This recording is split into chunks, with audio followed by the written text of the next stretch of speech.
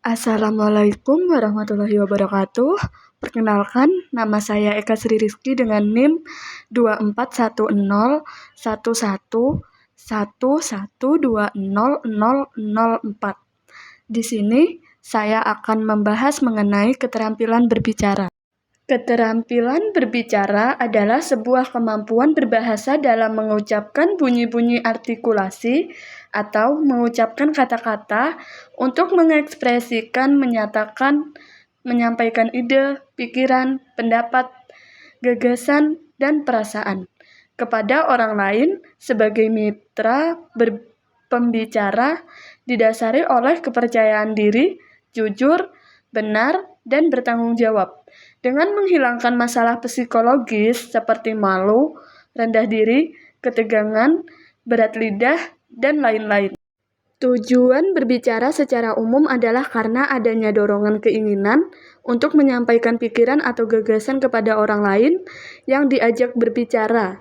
Sedangkan tujuan secara khusus ialah mendorong orang untuk lebih bersemangat, mempengaruhi orang lain agar mengikuti atau menerima pendapat, gagasannya, menyampaikan sesuatu informasi kepada lawan bicara, menyenangkan hati orang lain, memberi kesempatan lawan bicara untuk berpikir dan menilai gagasannya. Jenis-jenis keterampilan berbicara. Menurut Musabat 2012, keterampilan berbicara dapat dibagi menjadi beberapa jenis, antara lain yaitu sebagai berikut. Salah satunya adalah bercerita. Bercerita adalah menuturkan suatu cerita secara lisan.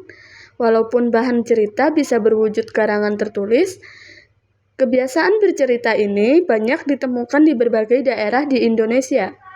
Pada waktu dulu, kegiatan bercerita jauh lebih semarak dibandingkan masa sekarang. Kegiatan bercerita di kalangan masyarakat Jawa dan beberapa daerah lainnya juga mengenal kegiatan bercerita berupa pertunjukan wayang yang dibawakan oleh dalang dengan perangkat alatnya. Banyak daerah lain mengenal kegiatan bercerita tersebut dengan nama dan cara yang berbeda-beda. Kegiatan bercerita yang disebutkan di sini lebih bersifat tradisional, berlaku secara turun-temurun. Yang kedua, debat. Istilah debat tampaknya juga cukup dikenal di kalangan masyarakat. Terkadang ada ungkapan untuk seseorang yang senang berdebat, maka disebut suka debat atau jago debat. Debat sebenarnya mirip dengan dialog. Debat berarti bertukar pikiran secara terbuka untuk membahas masalah yang masih merupakan pro dan kontra dengan memperhatikan aturan dan tata tertib tertentu. Yang ketiga ada diskusi. Istilah diskusi cukup dikenal, terutama di kalangan kaum terdidik. Bagi kalangan kampus, diskusi sudah merupakan kegiatan yang dianggap lazim. Diskusi diartikan sebagai pertemuan ilmiah untuk bertukar pikiran mengenai suatu masalah. Diskusi kelompok biasanya ditandai dengan lebih terbatasnya jumlah peserta, tingkat keformalannya kurang menonjol. Diskusi panel biasanya menghadirkan beberapa pembicara kunci atau para penyaji materi, kemudian diikuti para audiens. Dalam diskusi panel, yang banyak berperan adalah para panelis, para penyaji atau pembicara. Audiens memang diberi kesempatan memberikan pendapat atau tanggapan, tetapi jatahnya lebih sedikit. Yang keempat, wawancara. Wawancara merupakan kegiatan tanya-jawab dengan seseorang yang diperlukan untuk dimintai keterangan atau pendapat mengenai suatu hal untuk dimuat dalam surat kabar, disiarkan melalui radio, atau ditayangkan pada layar televisi. Istilah wawancara sudah tidak asing lagi di kalangan masyarakat. Wawancara mirip dengan dialog, namun wawancara cenderung lebih mengaktifkan orang yang diwawancarai. Orang yang diwawancarai tentu amat beragam. Bisa ia merupakan seorang ahli atau narasumber, juga bisa sebagai anggota masyarakat biasa. Yang terakhir ada pidato dan ceramah pidato. Pidato adalah sebuah kegiatan berbicara di depan umum atau berorasi untuk menyatakan pendapatnya atau memberikan gambaran tentang suatu hal. Sedangkan ceramah merupakan suatu kegiatan berbicara di depan umum dalam situasi tertentu untuk tujuan tertentu dan kepada pendengar tertentu. Percakapan adalah dialog di antara dua orang atau lebih, membangun komunikasi melalui bahasa lisan, melalui telepon misalnya, dan tulis di chat room. Percakapan ini bersifat interaktif, yaitu komunikasi secara spontan antara dua atau lebih orang. Berbicara di depan umum bukanlah soal bakat.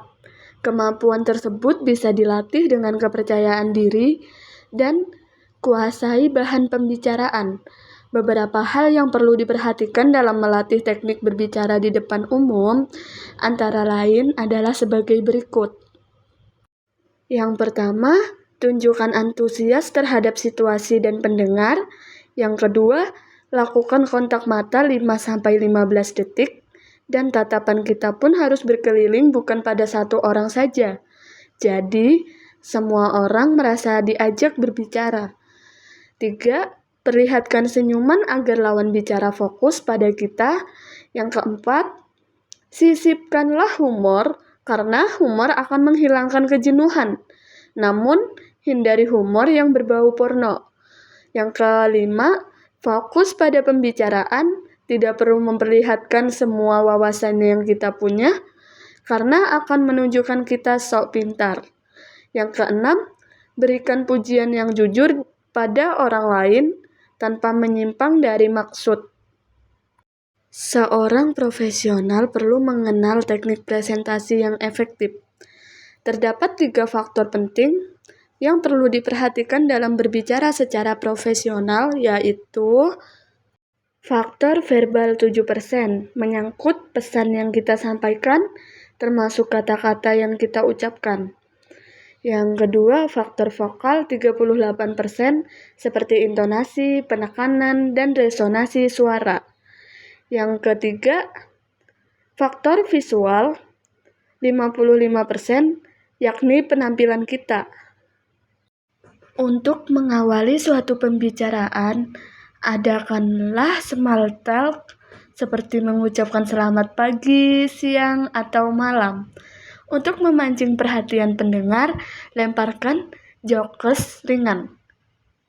Setelah itu baru ke topik utama. Akhiri pembicaraan dengan ilustrasi dan sumari hasil pembicaraan di dalamnya. Jadi, jangan bicara dari A sampai Z, sebaiknya diringkas sehingga orang mengerti dan tidak melupakan pesan atau intisari pembicaraan. Berbicara atau berkomunikasi secara profesional menuntut kesiapan 3 hal. Pertama, wawasan atau materi yang disampaikan. Kedua, cara penyampaian yang meliputi gerak, intonasi, suara, dan penekanannya. Ketiga, penampilan. Semua hal tersebut dapat dipelajari asalkan siswa memiliki kemauan. Milikilah motivasi untuk maju dan berkembang mencapai keberhasilan yang diinginkan.